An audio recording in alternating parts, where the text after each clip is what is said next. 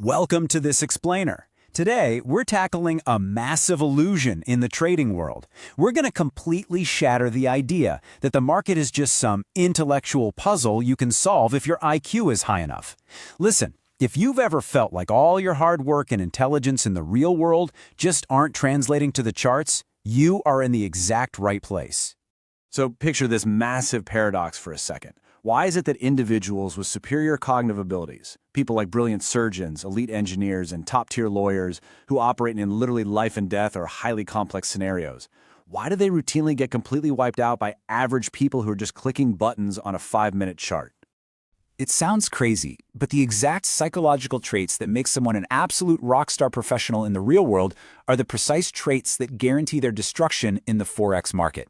Think about it. Demanding exhaustive data, needing 100% certainty, avoiding failure at all costs, those things keep you alive in the real world. But to survive in trading, you have to do the exact opposite. You have to embrace probabilities, detach from the outcome, and willingly accept taking a loss. Let's kick things off by looking at what experts actually call the genius trap, and see why raw intelligence just isn't the edge you think it is. You know the drill. Smart individuals are practically programmed by our education system to believe that if they just study harder, gather more data, and analyze things longer, they'll inevitably find the correct answer, right? So they hit the charts and immediately suffer from analysis paralysis. They pile on all these lagging indicators, the RSI, MACD, moving averages, just desperately trying to achieve 100% certainty. But here is the brutal truth. The market is a reflection of human behavior and institutional order flow. It is absolutely not a math equation waiting to be solved. Actually, relying heavily on your intellect kind of blinds you to the boring truth of market structure. It's fascinating how these brilliant attributes totally backfire. An engineer's deep need to control variables, that just leads them on a wild goose chase for some mythical holy grail indicator. Meanwhile, a lawyer's mastery of data makes them completely ignore simple, foundational probabilities. Your intellect is quite literally working against your profitability. To really drive this home, we need to look at a famous case study involving psychiatrist Dr. Ari Kiev. Dr. Kiev worked closely with elite hedge funds, and he made this incredibly brutal observation. At massive firms like SAC Capital, the absolute smartest analysts, we're talking the guys with the highest IQs in the room, actively ignored the reality of market structure. Why? Well, because their egos favored their own complex, hyper-intellectual theories over what the chart was plainly showing them right in front of their faces. They literally outsmarted themselves out of a profit. Kiev coined a term for this: intellectual failure. His work basically proved that trading is 90% psychological, meaning until you fix the human glitch running your internal operating system, those deep-rooted emotional reflexes of fear, greed, and overconfidence, your genius-level intellect is just actively destroying your own capital. So let's talk a bit more about that human glitch, specifically the rigid, absolute need to be right. Think about this contrast for a second. For a commercial pilot or a brain surgeon, their brains are hardwired through years of intense, grueling training to avoid failure at all costs. Because for them, failure means catastrophe. Someone could die. But in trading, being wrong and taking a loss isn't a catastrophe at all. It's just paying overhead for your business. It is an unavoidable, structural requirement of doing the job. And this misunderstanding leads to a deadly behavioral sequence. Because a highly educated professional's entire identity is wrapped up in being the smartest expert in the room, it is psychologically agonizing for them to admit a trade is failing. So what do? They refuse to cut their losses. They start revenge trading, trying to force the market to validate how smart they are, which, inevitably leads to total account destruction. Okay, so how do we fix this? First, we have to escape linear cause and effect thinking and understand the statistical reality of the markets. 50%. Now this number represents a massive paradigm shift. Think about it. If a surgeon had a 50% success rate, they would be fired, sued, and stripped of their license immediately.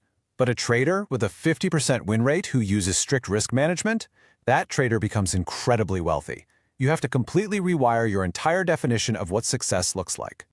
We like to call this the probability jar.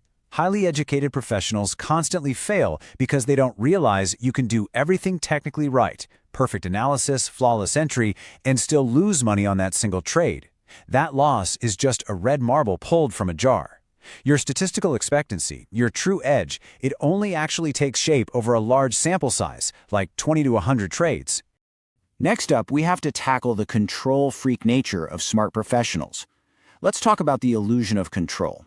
Engineers and professors are super used to environments where they can manipulate variables to force an outcome. So they enter the market thinking they can predict exactly where price will go. Or worse, they try to force a setup that just isn't there.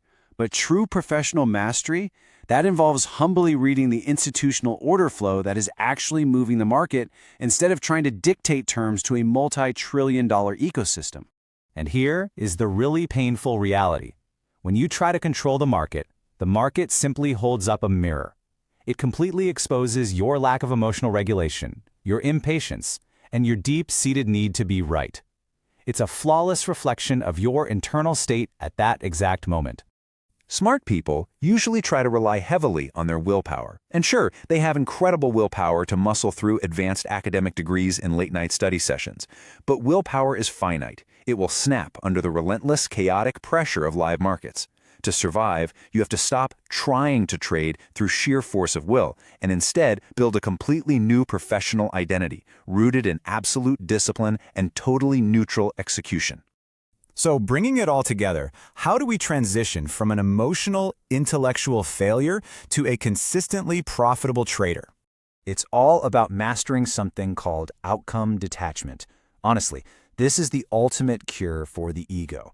It requires you to focus entirely on executing your mechanical process flawlessly. You literally have to genuinely accept that the outcome of this specific, individual trade does not matter whatsoever, as long as you followed your rules. This is exactly why the average person usually outperforms the genius. The average person is just so much more willing to humbly execute simple, boring steps without trying to outsmart the big banks. They strip back the noise, they accept probabilities, they follow a basic mechanical system, and they just let the math do all the heavy lifting over 100 trades.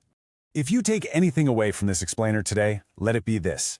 Success in Forex is absolutely not an intellectual challenge. You cannot outthink price action.